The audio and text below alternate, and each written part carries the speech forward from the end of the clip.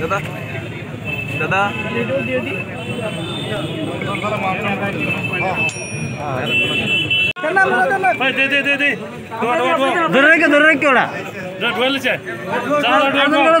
করেছি আমাদের পার্টির হেডকোয়ার্টারে প্রেস কনফারেন্স করেছি এবং প্রতিটি ডিস্ট্রিক্ট লেভেলও তফসিলি জাতি মোর্চার তরফ থেকে প্রেস ব্রিফিং করা হয়েছে।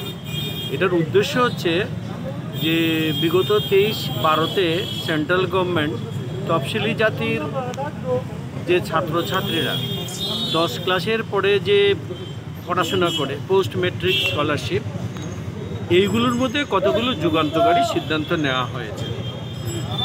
এটা তো আমরা জানি সবাই যে প্রধানমন্ত্রী নরেন্দ্র মোদী হওয়ার পরে তফসিলি জাতি, তফসিলি উপজাতি, মাইনরিটি এবং গাঁও গরিব কৃষক সবার উন্নয়নের জন্যই সবথেকে বেশি গুরুত্ব আরোপ করেছে। এটা লক্ষ্য করা গেছে যে তফসিলি জাতির ছেলে মেয়েরা তাদের পারিবারিক অশিক্ষার কারণে, অর্থনৈতিক দুর্বলতার কারণে কিংবা তারা না জানার কারণে দেখা গেছে অনেক ছেলে মেয়ে 10 ক্লাস পাস করার পরেও আমাদের সেন্ট্রাল গভর্নমেন্টের যে স্কলারশিপ আছে হায়ার এডুকেশনের জন্য সেই সুযোগটা ওরা নিতে পারছে না। এবং লক্ষ্য করা গেছে তাদের মধ্যেই বেশি যেখানে মা বাবা দুজনেই পড়াশোনা করে নাই, বা একজন করেছে আরেকজন করে নাই, বা প্রত্যন্ত অঞ্চলে থাকে, বা তাদের কাছে এই যে তথ্যগুলো সেগুলো পৌঁছায় নাই। ফলে কি হচ্ছে যে একটা জেনারেল ক্যাটাগরির যে এডুকেশন লেভেল আর তফসিলি জাতির যে এডুকেশন লেভেল সেটা অনেক ক্ষেত্রে বিরাট একটা ফারাক হয়ে আছে, বিশেষ করে মেয়েদের ক্ষেত্রে।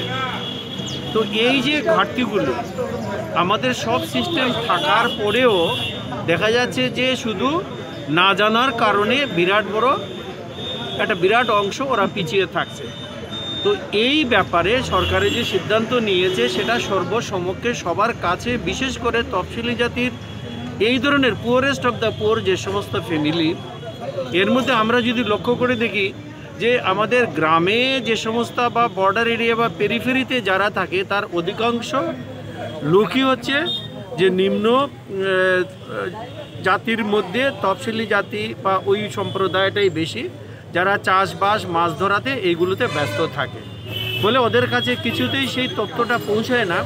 ওরা জীবন এবং জীবিকার জন্যই ওরা মূলত শ্রম করতে থাকে, ছেলেমেয়েরা পড়াশোনার সুযোগ পায় না। সেই জায়গাটাকে কাভার করার জন্যই এই স্কিমটা যেটা নেওয়া হয়েছে। পোস্ট ম্যাট্রিক স্কলারশিপ আগেও ছিল, তখন ছিল বছরে 1100 কোটি টাকার একটা বাজেট ছিল। এইবার আমাদের প্রধানমন্ত্রী যে সিদ্ধান্ত যেগুলো গ্রহণ করেছে সেখন হচ্ছে বছরে 6000 কোটি টাকা খরচা করা। এর অনেকটা দায় কিন্তু রাজ্য সরকারের কাছেও পৌঁছাবে। আমরা জানি শিক্ষাটা হচ্ছে রাজ্য এবং রাষ্ট্রের একটা যৌথ, কিন্তু বেশিরভাগ শিক্ষার ব্যাপারটা সিদ্ধান্ত রাজ্যও নিতে পারে। কাজে এই যে অ্যাওয়ারনেস মানুষের কাছে পৌঁছানো এবং তাদের ঠিক তফসিলি জাতি কিনা, সে উপযুক্ত কিনা, তার পরিবার 2500 টাকার কম বাৎসরিক ইনকাম কিনা, সেইগুলো ভেরিফিকেশন করে এবং তাদের অনলাইনে রেজিস্ট্রেশন, তার আধার কার্ড অন্যান্য যেগুলো কার্ড যোগ করে অনলাইনে এগুলো করতে হবে। এবং সেন্ট্রাল গভর্নমেন্ট যেটা চাইছে যে সেন্ট্রালের যে শেয়ার, সেখানে শেয়ার হচ্ছে 60% আর স্টেটের হচ্ছে 40%, কিন্তু আমাদের ক্ষেত্রে নর্থ ইস্টের ক্ষেত্রে সেটা হচ্ছে 90-10।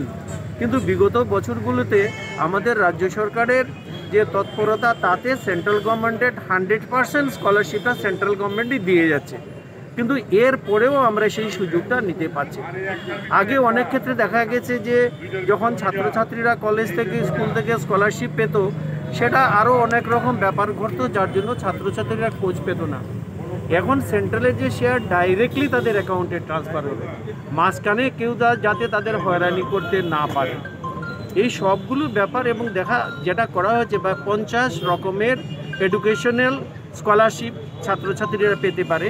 সেখানে ডাক্তারি থেকে, ইঞ্জিনিয়ারিং থেকে, MBA থেকে, ল থেকে শুরু করে 50 রকমের যে স্কলারশিপ কোর্স আছে, এখন 50 রকমের স্কলারশিপ আপনারা কল্পনাই করতে পারেন, জার্নালিজম থেকে শুরু করে সব কিছুতেই আছে। তো এই অংশের মানুষের রিপ্রেজেন্টেশন পপুলেশন অনুযায়ী সরকারি বিভিন্ন চাকরিতে বা সব জায়গায় কম। তো তাদেরকে যদি শিক্ষিত করে তোলা যায় তাহলে তারা সেটাকে, যে আমাদের যে সামাজিক যে ভারসাম্য আছে যেটা এখনও ঠিক জায়গায় পৌঁছয়নি, সেটাকে কাভার করার জন্যই সেন্ট্রাল গভর্নমেন্টের এই স্কিম। এবং সেই হিসাবে তফসিলি জাতির যারা আছে তারা এই ব্যাপারে অত্যন্ত আনন্দিত। এবং আমরা মনে করি যে এইটার দায়িত্ব তফসিলি জাতির মোর্চা বা আমাদেরও অনেক বেশি দায়িত্ব, কারণ আমাদের যে সাংগঠনিক লেভেলে আমাদের রাজ্য কমিটি আছে, ডিস্ট্রিক্ট কমিটি আছে, মণ্ডলে আছে, বুথে আছে। তো আমরা আমাদের যে সমস্ত কার্যকর্তা আছে তাদেরকে আমরা বলছি যে দরিদ্রতম পরিবারে পর্যন্ত যেতে, তাদেরকে বোঝাতে, যাতে ড্রপ আউটটা না হয় এবং ড্রপ আউটটা কমানো সেটা আরেকটা উদ্দেশ্য। এই জন্যই আমরা যে সিদ্ধান্তগুলো নেওয়া আছে প্রধানমন্ত্রী নরেন্দ্র মোদী এবং যে আমাদের যে খাবার যেটা আমাদের মিনিস্টার ডিপার্টমেন্টের, ওদেরকে এই ঐতিহাসিক সিদ্ধান্ত নেওয়ার জন্য আমরা ধন্যবাদ জানাচ্ছি। এবং আরেকটা জিনিস আছে যে একদম দরিদ্রতম যারা আছে, পুয়ারেস্ট অফ দ্য পুয়ার, সেই রকম 1.36 crore ইনভলভ করা, আর আগামী 5 বছরে 4 কোটির মতো ছাত্রছাত্রীকে এই স্কলারশিপের আওতায় নিয়ে আসা।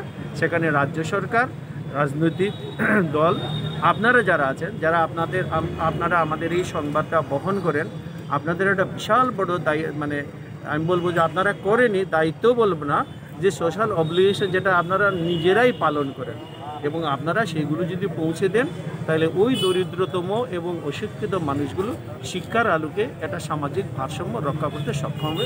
সেই জন্য আমরা